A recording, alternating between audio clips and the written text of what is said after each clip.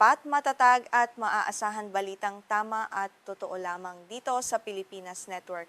Magandang araw sa ating mga kababayan sa Pilipinas at sa buong mundo. Huwag kalimutang pusuan ang video, sumubaybay at pindutin ang patingaw upang lagi kayong updated sa balita. Simulan na natin.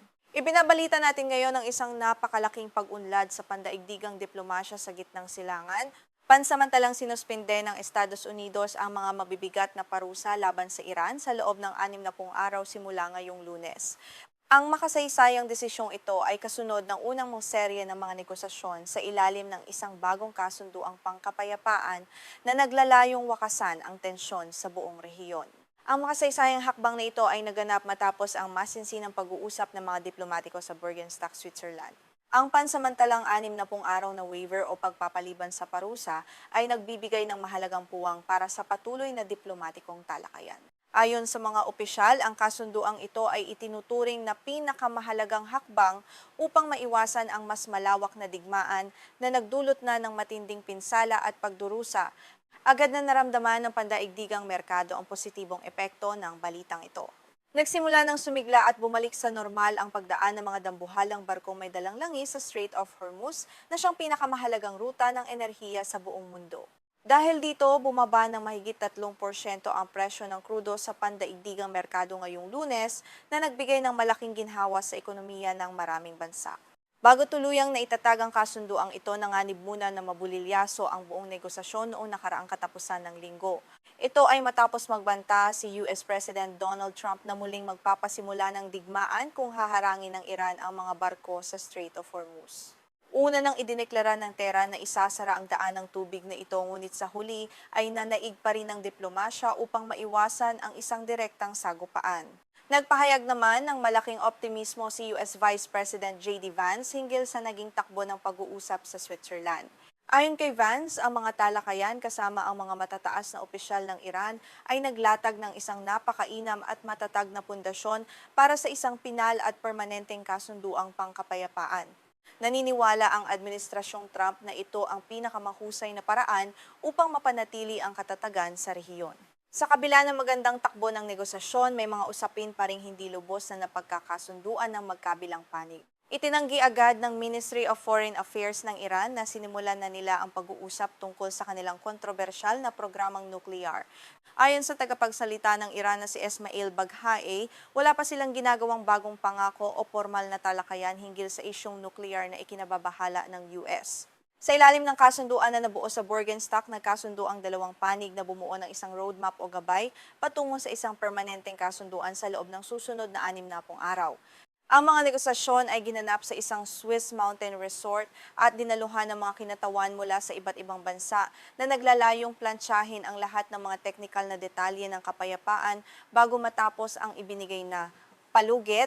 Malaki ang naging papel ng mga tagapamagitan upang maging matagumpay ang paunang pag-uusap na ito sa pagitan ng dalawang bansa. Ang mga bansang Pakistan at Qatar ang nagsilbing pangunahing tulay sa pagitan ng Estados Unidos at Iran. Sila ang nag-organisa ng pulong sa Switzerland at patuloy na gumagabay sa dalawang bansa upang makahanap ng kompromiso sa gitna ng matinding hidwaan at kawalan ng tiwala sa nakalipas na mga taon. Bukod sa isyu ng Iran, napagkasunduan din sa Switzerland ang isang mahalagang mekanismo upang patigilin ang labanan sa Lebanon. Layunin nitong wakasan ang sagupaan sa pagitan ng Israel na kaalyado ng Amerika at ng grupong Hezbollah na sinusuportahan naman ng Iran. Kasabay nito, nagbukas din ng direktang linya ng komunikasyon upang matiyak ang ligtas na paglayag ng mga komersyal na barko sa Strait of Hormuz. Bilang unang hakbang sa pagbibigay ng pang-ekonomiyang tulong sa Iran, formal nang inihayag ng US Treasury ang pagpapatupad ng waiver sa mga parusa hanggang sa ika-21 ng Agosto. Sa ilalim ng waiver na ito, pinapayagan ang Tehran na magbenta ng kanilang langis at mga kaugnay na petrochemical products, pati na rin ang pagtanggap ng bayad para sa mga ito na magbibigay ng malaking tulong sa kanilang ekonomiya. Inihayag naman ni US Vice President J.D. Vance na sumang-ayon ang Tehran na papasukin muli ang mga nuclear inspector ng United Nations upang suriin ang kanilang mga pasilidad. Bukod dito, magtatatag din ng mekanismo para sa pangangasiwa ng mga ari-arian ng Iran na kasalukuyang naka-freeze sa ibang bansa. Gayunpaman, nagbabala si Pangulong Donald Trump na dapat magkaroon ng katapatan ng Iran sa usaping nukleyar upang maiwasan ang alitan Mula naman sa panig ng Iran, kinumpirma ni Foreign Minister Abbas Araghchi sa kanyang opisyal na social media account na nakuha ng Tehran ang mga waiver para sa pag-export ng langis at petrochemicals. Kasama rin sa kanilang nakamit ang pagpapalaya sa ilang bahagi ng kanilang pondo sa ibang bansa at ang pagsisimula ng isang malawakang plano para sa muling pagtatayo at pagpapaunlad ng infrastruktura ng Iran upang muling buhayin ang ekonomiya. Isang kawili-wiling detalye sa kasunduan ang ibinahagi ni Vance tungkol sa papel ng White House envoy na si Jared Kushner. Ayon kay Vance, nagmungkahi si Kushner ng isang proseso kung saan ang Estados Unidos at Qatar ang hahawak sa mga pondo ng Iran kapag ito ay formal ng pinakawalan. Ang pondong ito ay maaari lamang gastusin sa pagbili ng mga produktong agricultural tulad ng mais, toyo at trigo mula sa Amerika. Ipinagmalaki naman ni Pangulong Trump ang mungkahing ito sa mga mamamahayag sa White House. Sinabi niya na ang perang ibabalik sa Iran ay mapupunta rin sa huli sa mga Amerikanong magsasaka sa pamamagitan ng pagbili ng kanilang mga ani. Ito ay nakikita ng administrasyon bilang isang dobleng tagumpay, kapayapaan sa gitnang silangan at karagdagang kita para sa sektor ng agrikultura ng Estados Unidos na labis na umaasa sa pandaigdigang kalakalan. Subalit mabilis na pinabulaanan ng Central Bank Governor ng Iran na si Abdul Nasser Hemati ang pahayag na ito ng pamahalaang Amerikano. Ayon sa ulat ng ahensyang Tasnim, sinabi ni Hemati na walang obligasyon ang Iran na bumili ng mga partikular na produkto mula sa Amerika.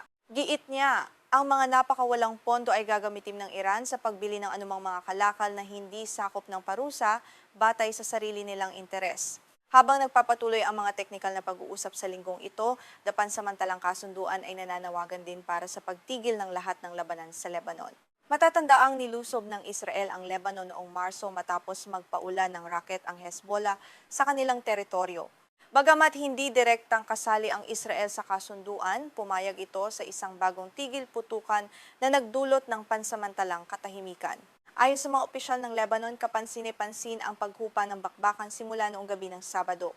Kinumpirma ni Hassan Wazni, ang direktor ng isang ospital sa lungsod ng Nabatye na madalas bombahin, na ito ang unang pagkakataon na nakaranas sila ng 2 buong araw ng katahimikan simula nang mag-umpisa ang digmaan.